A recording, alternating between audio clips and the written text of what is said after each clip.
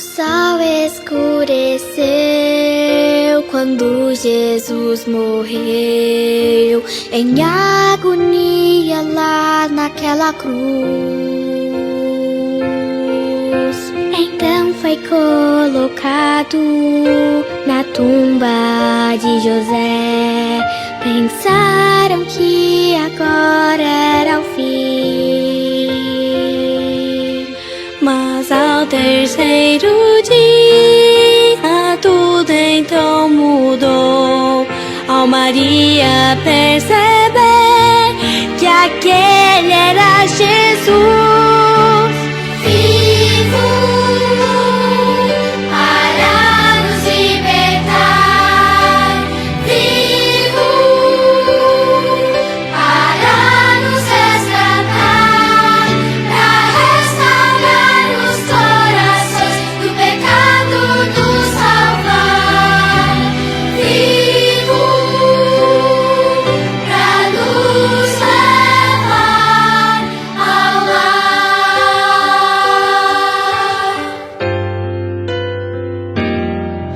Aquela foi a hora que o mundo se alegrou.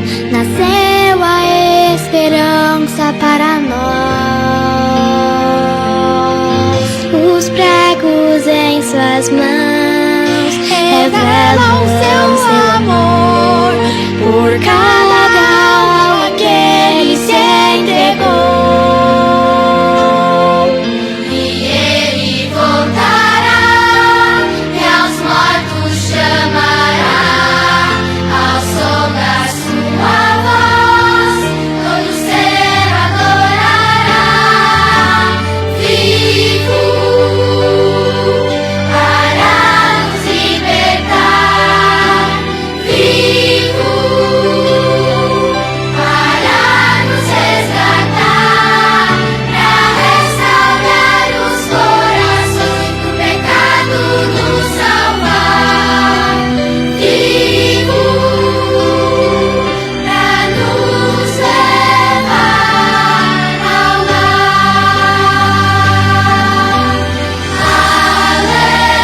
Aleluia, vivo está. Aleluia, ele vive para nos libertar. Oh, ele vive para nos resgatar, para restaurar os corações, do pecado nos salvar, vive para nos levar ao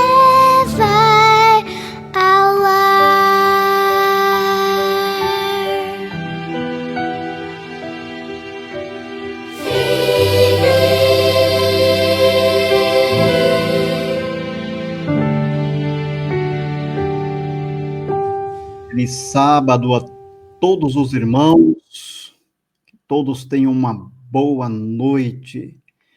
Amados irmãos, nós vamos dar prosseguimento a mais um vídeo da série A Radiografia do Santuário. Se você ainda não tem este livro, tá? Você pode solicitá-lo gratuitamente, tá? Aqui nós vamos deixar um formulário aqui embaixo, é só preencher o formulário e você vai receber esse livro de graça, tá? Se você mora aqui pertinho da gente, você não vai pagar nem o frete, tá bom? Se você precisa receber pelo correio, vai pagar somente R$ 9,20, que é o preço do envio, tá bom? Somente o frete você vai pagar e você vai ter este livro aqui e acompanhar todos os estudos dessa série. Hoje, irmãos, nós vamos estudar o capítulo 2, tá? A vida da vítima. Antes, porém, irmãos, eu gostaria de fazer uma oração. Aqueles que podem ficar de joelhos, tá? Que quiserem se ajoelhar comigo, tá? Vamos fazer agora.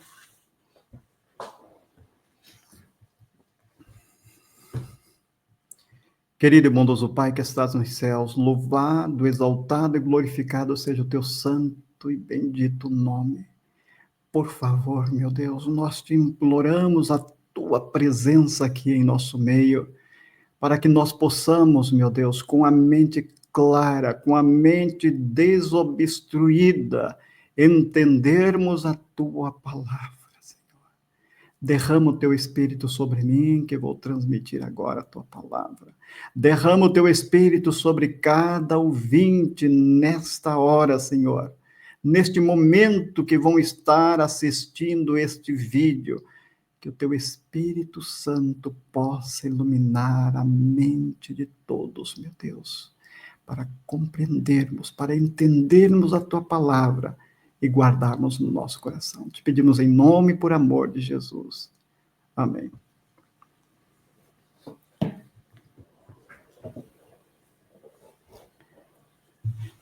Então, irmãos, o tema é a vida da vítima. Tá?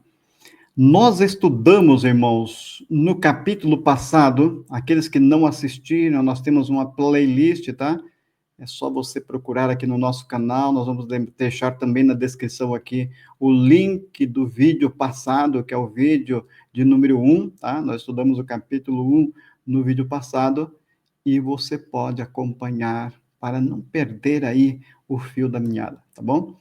No capítulo 1, irmãos, nós vemos que Moisés, ele derramou o sangue da vítima. Depois que ele fez aquele sacrifício, ele derramou o sangue da vítima sobre o povo. Nós já vimos, irmãos, lá no livro de Levíticos, capítulo 17, versículo 14, que sangue simboliza vida. Ou seja, o sangue, irmãos, é a vida da vítima sacrificada. Nós vimos no capítulo passado que a vítima sacrificada é um símbolo, é uma alusão, é um antitipo do verdadeiro tipo que é Cristo. Ou seja, então o que Moisés está jogando sobre o povo, irmãos, é o sangue. É o sangue de Jesus, e sangue é vida. Então ele está jogando sobre o quê? Sobre o povo o quê, irmãos? A vida de Jesus. É isso que nós precisamos entender, irmãos. Nesta vida que é derramada sobre o povo de Deus, esta vida, irmãos, este sangue, ele tem um poder extraordinário, porque é a própria vida que Jesus viveu aqui na terra, irmãos. Mas como que ele viveu? Essa é a questão, irmãos. Porque quando nós estudamos o assunto do santuário, a tendência é começar pelo pátio, nunca pelo acampamento. Mas, irmãos, esta vítima, antes de chegar no altar de sacrifício, ela precisava nascer aqui na terra e ela precisava viver uma vida perfeita, livre de toda a contaminação do pecado, para quê?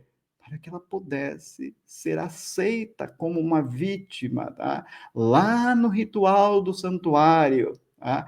Inclusive, irmãos, o ritual do santuário é a conversa que o pai e o filho tiveram lá naquele compromisso desde os dias da eternidade. Em algum ponto da eternidade, o pai e o filho se reuniram para tratar sobre a aliança eterna, sobre o pacto que ia ser cumprido se o homem caísse em pecado. Tá? E neste pacto, irmãos, neste pacto tinha vários detalhes. Esses detalhes estão lá nas leis do ritual do santuário. E lá nessas leis, irmãos, dizia que a vítima, apesar de estar vivendo num mundo contaminado pelo pecado, esta vítima, com a mesma natureza das outras vítimas que estavam naquele mundo de pecado, esta vítima tinha que ser isenta de todo pecado, de toda enfermidade, de todo defeito, e para isso era feito um exame. Tá? Mas a vítima, irmãos, a vítima era tirada do acampamento. A vítima nasce no acampamento, tá? Cresce no acampamento, mora com a família humana e depois ela é levada ao altar de sacrifício. Nós muitas das vezes já vamos lá para o altar de sacrifício e nem paramos para pensar de onde vem a vítima, de onde a vítima veio, tá? Mas para aqueles irmãos que iam procurar a vítima, eles sabiam muito bem aonde a vítima nasceu. Adão sabia, irmãos, quando Deus pediu para ele procurar vítimas para sacrificar. Aqueles jovens que Moisés enviou para sacrificar aqueles bois, eles sabiam muito bem de onde a vítima foi tirada, tá? E isso, irmãos, era preciso para que nós entendêssemos que que a vítima, perdão, precisava morar com o povo. Mas, irmãos, se a vítima simboliza Cristo, Cristo não morava com o povo nos dias da eternidade. Lá, quando a aliança eterna foi acordada entre o Pai e o Filho, Jesus morava no céu. Jesus não tinha e nunca teve nenhum pecado. Como ele poderia morar em um mundo contaminado pelo pecado? João, irmãos, o apóstolo João responde, lá no Evangelho de João, no primeiro capítulo, no primeiro versículo, e também o versículo 14, ele diz assim, olha, no princípio era a palavra, ele está falando de Jesus, a palavra é o verbo de Deus, no princípio era a palavra, e a palavra estava com Deus, e a palavra era Deus, no princípio, desde o princípio, a palavra é Deus. E diz que a palavra se fez carne e habitou entre nós. Então, irmãos, a palavra, o verbo, Jesus, ele se tornou escravo como nós. E lá nas regras, irmãos, nos detalhes das promessas que estão lá escritas nas leis cerimoniais, dizia que para libertar um escravo, outro escravo tinha que vir ao mundo, tomando parte da família desses escravos, se tornando um escravo. Mas será que a Bíblia diz, irmãos, que Jesus se tornou escravo? Sim, a Bíblia diz, Filipenses capítulo 2, versículo 5. E sendo na forma de Deus, como João disse que ele era Deus por toda a eternidade, mas ele não teve por usurpação ser igual a Deus, mas tomou a forma humana, a forma de escravo, e habitou entre nós. Jesus se tornou um escravo como nós. Mas como que um escravo podia libertar outro escravo? Porque nós, no nosso mundo aqui, irmãos, no nosso planeta, nós nunca vimos um escravo que fosse capaz de se libertar a si mesmo. E como é que um escravo, irmãos, podia libertar toda a família? Esse escravinho, esse cordeirinho aí, irmãos, como é que ele poderia libertar toda esta família se ele se tornou um escravo como esta família? Lá, irmãos, lá em Levíticos, capítulo 25, versículo 49, lá foi acordado entre o pai e o filho, quando o filho perguntou, mas Senhor, mas meu pai, se eu me tornar escravo, como que eu vou adquirir riquezas para libertar os outros escravos? E lá em Levíticos, capítulo 25, o pai diz, se você alcançar riquezas, você vai ser capaz de libertar, de comprar com essas riquezas, comprar a liberdade deles. E como você comprou, você ficou sem nenhuma riqueza, você tomou todos, você comprou dele todos os pecados, e os pecados deles todos estão sobre você. Você vai morrer como um escravo. Assim está escrito plano da salvação, irmãos. Este foi o plano traçado desde os dias da eternidade. Esta é a aliança eterna, meus irmãos. Esta é a aliança eterna. Mas para isso, Jesus tinha que morar com a raça humana. Irmãos, antes de entrarmos na tenda, já estamos no capítulo 2 e não entramos ainda na tenda, e muitos estão perguntando, mas o santuário não é aquela tenda? Eu quero dizer para os irmãos que por mais de 2.500 anos, o povo de Deus, ele entendia as promessas da aliança somente através deste altar de sacrifício. Este altar de sacrifício, perdão, serviu por mais de 2.500 anos para ilustrar o plano da salvação, para mostrar o propósito de Deus na aliança que ele estabeleceu com os nossos pais. E todos eles entendiam, irmãos, desta maneira que os pais ensinavam para os seus filhos, e agora eu estou ensinando para os filhos dos filhos, da mesma maneira, irmãos, porque é mais fácil. Eu, quando entrei para a igreja, eu comecei a estudar pela tenda, eu passei 30 anos e não entendia a questão do santuário. Sabe quando que eu fui entender? Quando eu me tornei como uma criança hebreia, uma criança que nascia lá junto daquela família, e eles ensinavam para aquela família coisas simples, eles mostravam que aquele cordeirinho que morava com eles ali por todo aquele tempo, ele precisava morrer no altar de sacrifício, para que os benefícios, os méritos desse cordeiro inocente fosse colocado sobre eles. Aí eu comecei a entender o assunto do santuário, e é desta maneira que nós vamos ensinar aqui, tá? Nesses estudos deste livro, a radiografia do santuário, porque esta é a forma mais fácil, esta é a forma mais didática, tá? Deus sim precisou aumentar, tá? Aumentar os detalhes. Por quê? Porque o povo, depois da escravidão do Egito, se afastou tanto de Deus que Deus não podia mais estar bem pertinho deles, como nos cultos ali no altar de sacrifício. Deus agora precisava estar um pouquinho mais longe, em um quartinho separado, lá nessa tenda, no último compartimento, bem no finalzinho, bem escondidinho. Deus precisava estar ali separado do povo. Está vendo essa nuvem branca que está descendo aí sobre a tenda?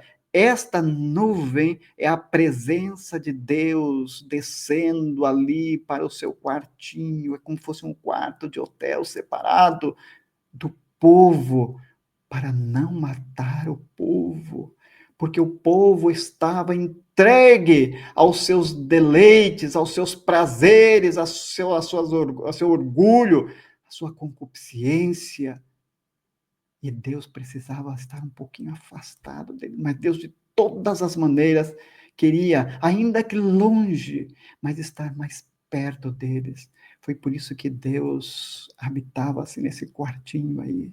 Tá? Não é como no altar de sacrifício, aonde nós vimos que o sangue era derramado sobre o pecador, a pele da vítima, olha só, irmãos, a pele da vítima, daquela vítima que foi sacrificada, era colocada sobre o pecador, ou seja, Deus aí estava bem pertinho, estava bem juntinho deles, e na Páscoa, irmãos, que já é também uma ampliação, Deus pedia para que eles comessem a carne daquele cordeiro, para que ao digerir aquela carne fizesse parte deles, para que Jesus pudesse estar dentro deles, não mais naquele quartinho, tá? Não mais naquele quartinho, mas esse altar de sacrifício aí, irmãos, serviu por muitos e muitos anos, tá? Por mais de 2.500 anos, para ilustrar esse fato tão simples, irmãos, que o assunto do santuário ensina. Todo o assunto do santuário é esse, irmãos, é ensinar-nos que Deus quer morar em nós. que Ele quer estar sobre nós, ou através do sangue, ou através da roupa, ou através da água limpa, de qualquer maneira, irmãos, Ele quer estar sobre nós, para quê? Para nos limpar dos nossos pecados, tá? Não é para esconder os pecados, irmãos. Deus não colocou estas vestes em Adão e Eva para cobrir os seus pecados. Não, irmãos. Deus resolveu o problema do pecado. Essas vestes na Bíblia é conhecida como vestes de justiça. Deus colocou sobre Adão e Eva a justiça da vítima, irmãos. Essa pele aí é a pele da vítima sacrificada. E a vítima é Cristo, irmãos. Eles estão vestidos com a justiça de Cristo.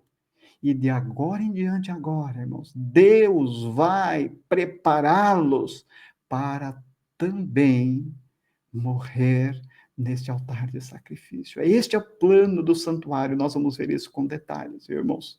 Nós vamos ver isso com detalhes no decorrer do estudo deste livro maravilhoso. Tá? Se você não adquiriu, peça já, é grátis, tá bom? Peça o seu livro. Tá? Não deixe de ter o seu livro em casa, principalmente se você tem crianças, tá? Se você quer estudar com eles, bem claro, deixar bem claro na mente deles este assunto do santuário, tá bom? Agora, irmãos, este casal, agora eles têm o quê? A pele da vítima sobre eles. Este casal, irmãos, ele tem o quê? A vida da vítima derramada sobre eles. Do mesmo jeito que foi derramada sobre o povo. Do mesmo jeito como nós vimos no capítulo 1, tá? Jesus, quando subiu ao céu com o seu sangue, derramou lá no dia de Pentecostes, derramou o seu sangue, o seu Espírito Santo sobre todos aqueles que acreditaram nas promessas de Deus. E eles foram cheios do Espírito Santo, eles foram cheios da vida que Cristo viveu aqui na terra, da vida perfeita que ele viveu aqui na terra. Este é o plano do santuário, irmãos. Ele quer morar dentro de nós. Ele não quer morar, irmãos, nesse quartinho separado, num quartinho de hotel, bem longe de nós. Não, irmãos. Este nunca foi o propósito de Deus. Esta tenda, irmãos, com esse mundaréu de detalhes, só foi dado ao povo porque eles se afastaram tanto de Deus. Mas agora Deus nos está chamando de novo, nos últimos momentos da história deste mundo, para dizer, irmãos, que Ele quer morar aonde? Junto de nós, bem pertinho de nós, irmãos. Como? Como uma vítima que foi morta e ressuscitou sem pecados. Aí Ele está ainda com os nossos pecados sobre ele. Não tem muita vantagem, irmãos. Se ele vivesse por toda a eternidade conosco aqui, como muitos querem, eu queria andar com Jesus, como eu queria estar com Jesus lá na Palestina, quando ele esteve, irmãos, não teria muitos benefícios, irmãos.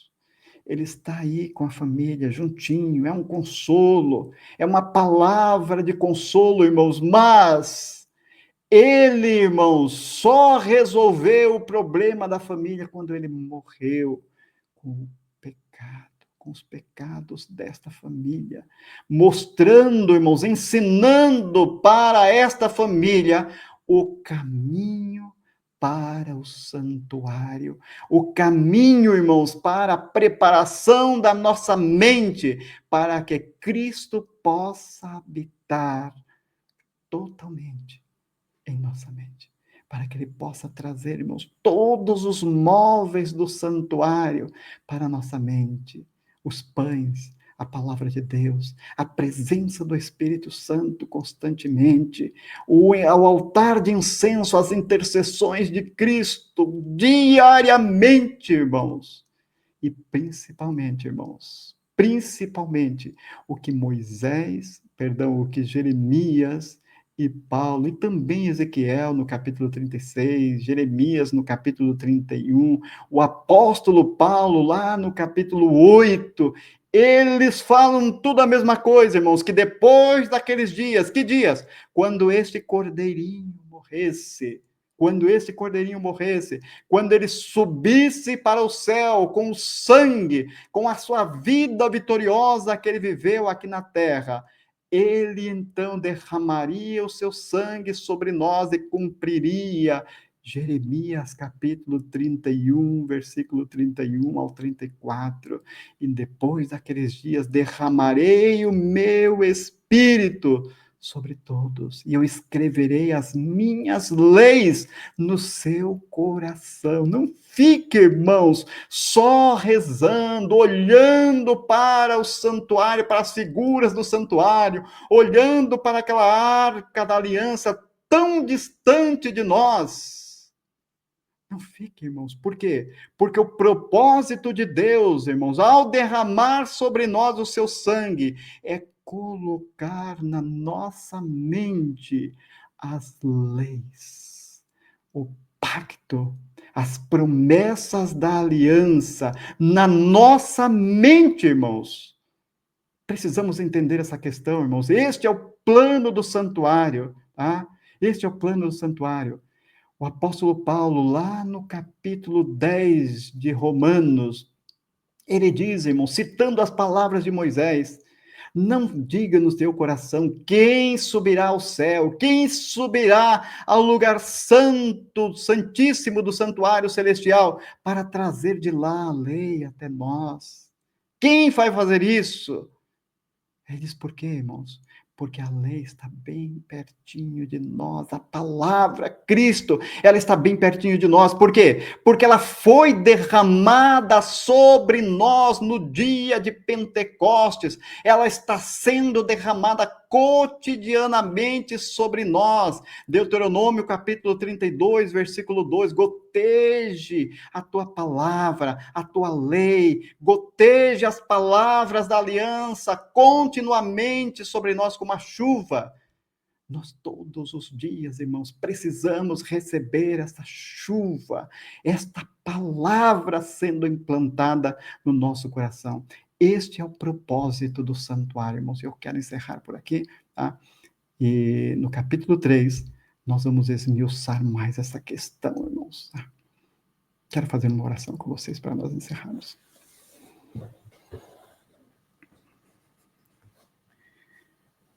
Querido e bondoso Pai que estás nos céus, louvado, exaltado e glorificado seja o teu santo e bendito nome. Por favor, meu Deus, toma nossas mentes agora, nossos corações. A palavra foi exposta, Senhor.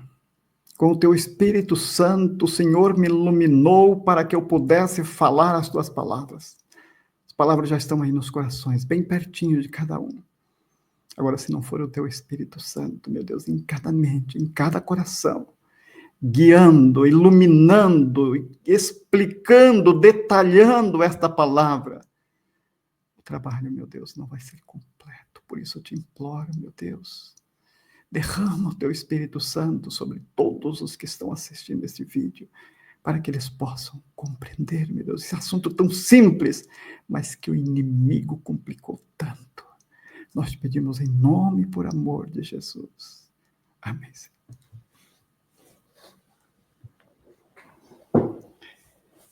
Amém, irmãos. Tenham um bom sábado.